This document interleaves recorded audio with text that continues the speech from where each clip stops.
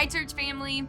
Have you ever gotten a piece of furniture from IKEA or Nebraska Furniture Mart, and when you went to assemble it, you found a bunch of complicated directions, 8 different types of screws, 2 Allen wrenches, and many pieces labeled A2, B7, C4? You get the rest. My husband and I like to build these things very differently. I am meticulously searching the directions for every screw, specific bolt, Allen key that we need for each step. And my husband likes to take a general glance and say, oh, okay, I can do this, without ever looking back at the instructions again. However, we both usually end up at the same place in the end: lost. Just kidding. We usually get everything built in pieces where they need to go. One of us just took a little more time doing it the practical way, thoroughly reading instructions, while the other had the general knowledge to skim things through and get to work. In Genesis 28:16-19, it says, "Then Jacob awoke from his sleep and said, 'Surely the Lord is in this place, and I wasn't even aware of it.' But he was also afraid and said, 'What an awesome place this is. It is none other than the house of God, the very gateway to heaven.' The next morning, Jacob got up very early. He took the stone he had rested his head against, and he set it upright as a memorial pillar. Then he poured olive oil over it. He named that place Bethel, which means house of God."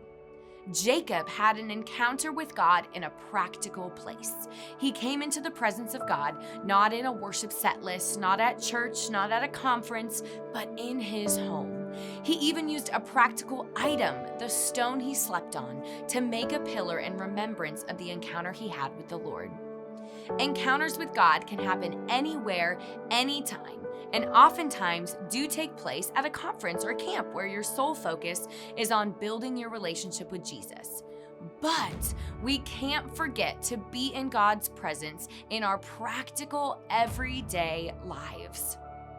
Are there places in your life that you've separated, intentionally or unintentionally, God from being a part of? Maybe you've forgotten that God can speak mightily to you on your way to work, or in your living room, or while doing the dishes. Maybe there is something God is telling you to do that seems practical in nature, but you don't think it will lead to more of God.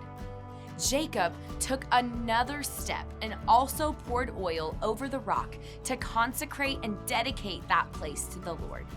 He is pouring out his offering, literally and spiritually. Today, take time to invite God into the practical parts of your day, into your home, your drive to work, the time you spend making dinner. As his presence envelops you in each moment of each day, take time to pour out your offering of love at his feet, your offering of gratitude. His presence goes with you in every area of your life.